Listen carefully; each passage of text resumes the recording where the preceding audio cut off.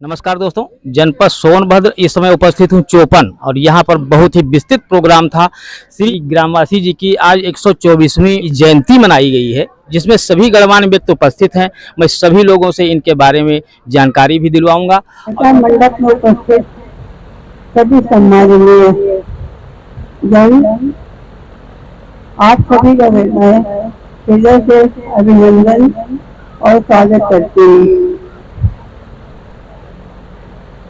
आज अत्यंत आनंद का विषय है कि हम देश की महान विभूतियों अमूल्य रत्नों में से एक पंडित ब्रजभूषण मिश्र ग्रामवासी की पत्रकारिता के 100 वर्ष मनाने के लिए यहाँ शहर से एकत्रित हुए हैं।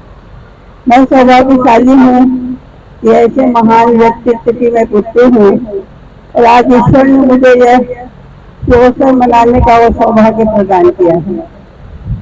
आज ग्रामवासी जी की पत्रकारिता के 100 वर्ष पूरे हो चुके हैं। ये देखा जाए तो उनका पूरा जीवन राष्ट्र तथा समाज के प्रति समर्पित। काफी दूर दूर से लोग आए हैं। सर जी, आप अपना परिचय दीजिए। मैं डॉक्टर कृष्णावतार त्रिपाठी राही जी, क्या कहना चाहेंगे ग्रामवासी जी के बारे में?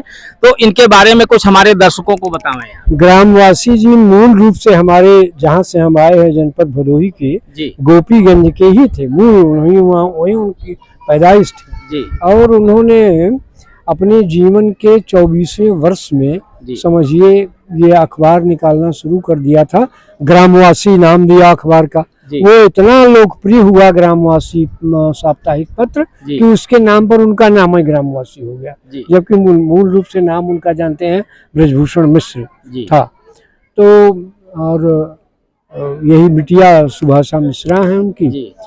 जब इसका पता चला कि उनकी जयंती मनाई जा रही है 124वीं, भाई मिथिलेश द्विवेदी जो मेरे बहुत घनिष्ठ मित्र हैं, उनसे सूचना मिली, कुछ लिखने के लिए कहा गया। दुर्भाग्य भदोही जिले का पूरा रिकॉर्ड छान मारा, कहीं गजेटियर नहीं, कुछ नहीं। अभी किसी ने कहा कि उनकी मूर्ति बन करके रखी हुई है।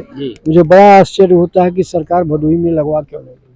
यहाँ इनके परिजनों ने जो काम किया है, उनकी बिटिया ने, उनके और रिश्तेदारों ने, मैं समझता हूँ ये बहुत बड़ा काम है उनको अमर करने का। और अगर स्वतंत्रता संग्राम सेनानी को नहीं अमर कर सके तो और आप किसको अमर कर सकेंगे, जिन्होंने पूरा जीवन खपा दिया आज़ादी की लड़ाई में। इतने लोकप्रिय थे कि 1952 में तब वह विधायक चुने गए, मेरे ख्याल से दुद्धी जैसे क्षेत्र से। जब उनका कार्य ही उनका परिचय था, बकाया उनको कौन जानता है। दुद्धी हमारे यहाँ से कम 200-225 किलोमीटर या और भी हो सकता है।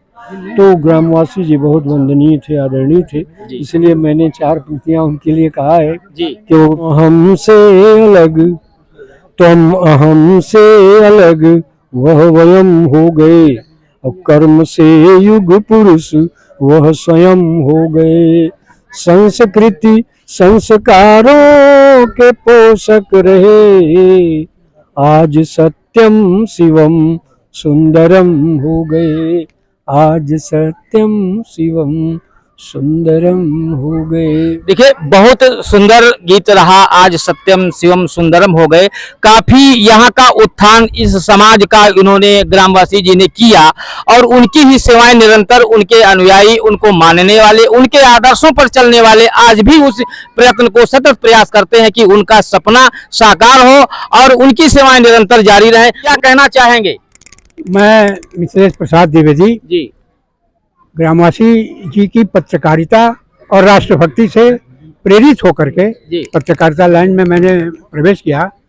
और ग्रामवासी जी जैसा निर्भीक और निष्पक्ष पत्रकार मैंने अपने 76 वर्ष की उम्र में नहीं देखा जी। वो अपने उस ब्रिटिश काल के ज़माने में जब भारत परतंत्र था, तो अंग्रेजों के विरुद्ध उनको भारत से भगाने के लिए और उसके बाद जो आंदोलन चल रहा था उसको धार देने के लिए ग्रामवासी पत्र का उन्होंने प्रकाशन किया था। और बड़ी ही विषम परिस्थिति में वो अखबार को उन्होंने संचालित किया, निकाला और उसको मूर्त रूप में दिया। अविभाजित जनपद मिर्जापुर, जिसमें आज भदोही, मिर्जापुर, सोनभद्र, विंध्याचल मंडल में समाहित है। मिर्जापुर, सोनभद्र और भदोही से उनका बहुत ही लगाव था, बहुत ही उनका जो है वो था। यहाँ के सोनभद्र के आदिवासियों के जन जन में ग्रामवासी जी विराजमान हैं। और करके ये समझ में ही नहीं आता था कि साधु हैं कि संत हैं, ये हैं क्या। हवाई चप्पल पहने हुए, जनेऊ लपेटे हुए, और कहीं कपड़े गंदे भी हैं, इनकी कोई चिंता नहीं। और एक गठरी रखते थे, जहाँ जरूरत पड़ती उसमें चना निकाल खाने लगते थे, या गुड़ रखते थे। जो कोई बताता था कि उस जगह की ये समस्या है, उस जगह की ये समस्या है, तुरंत हर काम छोड़ करके बात भी करते रहते थे, तो चलने को तैयार हो जाते थे। उनको चलने में और लोगों की सेवा करने में ऐसा लगता था कि बहुत आनंद आ रहा है, और वो अपने लिए नहीं जी रहे थे, वो दूसरों के लिए जी रहे थे। जो अभाव में थे उनके लिए अपने जीवन को समर्पित करने का उन्होंने संकल्प ले लिया था। और उस समय बीहड़ों से होकर के पैदल चलने में, साइकिल पर पीछे बैठ करके चलने में, या जो कहीं कहीं तांगा होगा मिलता था उस पर बैठ करके जाते थे, लेकिन जा करके लोगों के यहाँ उन पानी भी पीते थे, उनको समझाते थे। बलिदान और इस क्षेत्र को आगे बढ़ाने में बहुत ही योगदान रहा ग्रामवासी जी का। क्या कहना चाहे? हम लोग ग्रामवासी जी के 124वीं जयंती के अवसर पर यहाँ उपस्थित हुए, और वही आपने जो सवाल किया है कि आप नई पीढ़ी को क्या बताना चाहेंगे ग्रामवासी जी के जीवन। देखिए, ग्रामवासी जी ने जीवन में 5 सूत्र दिया उन्होंने कि अगर युवा पीढ़ी को, देश को, समाज को बदलना है तो हमारे 5 सूत्र को अगर जीवन में अपना ले तो बहुत कुछ अपने आप को बदल करके देश से काम हो सकता है। वो 5 सूत्र क्या थे? पहला था गोवध, मतलब गाय की हत्या इस देश में बंद होनी चाहिए। मदिरा मुक्ति, मदिरा बंदी, शराब का सेवन, मदिरा का सेवन या किसी प्रकार का सेवन वो बंद होना चाहिए। तीसरा उन्होंने कहा लैटरी जुआ, जो लैटरी खेल करके युवा पीढ़ी अपने देश को बर्बाद करती है, जुआ खेल के बर्बाद करती है, उसको भी पूरी तरह देश में बंद होना चाहिए। और चौथा अश्लील प्रदर्शन, आजकल आप देखते होंगे बड़े बड़े मंचों पर, बड़े बड़े कार्यक्रमों में, नेताओं के मंचों पर अश्लील प्रदर्शन, ऑर्केस्ट्रा, तमाम चीज़ें होती हैं जो हमारी युवा पीढ़ी को बर्बाद कर रही है। और पांचवा उन्होंने कहा कि हिंदी को अपनाने का काम करना चाहिए। हम हिंदुस्तान के लोग हैं, हम भारत के लोग हैं, आज भी हम अंग्रेजी दास्तां के गुलाम हैं।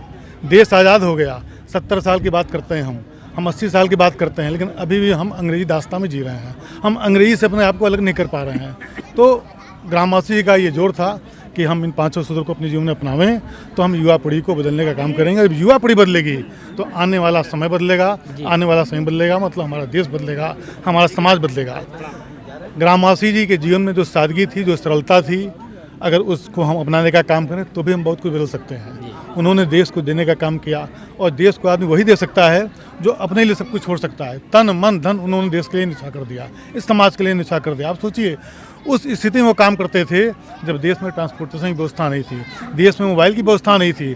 साइकिल से चल करके जंगल में जा करके, पहाड़ों पर जा करके शोषित पीड़ित मजलूमों के वो काम आते थे। और उस समय वो पत्रिका निकालते थे। 1923 में उन्होंने गाँव से पत्रिका निकालने का काम किया। और किस लिए निकाला? कि इसलिए निकाला कि देश की युवा पीढ़ी, देश के क्रांतिकारी, और जो हम अंग्रेजी दास्तां में जी रहे हैं उनकी जंजीरों को तोड़ने का काम करें।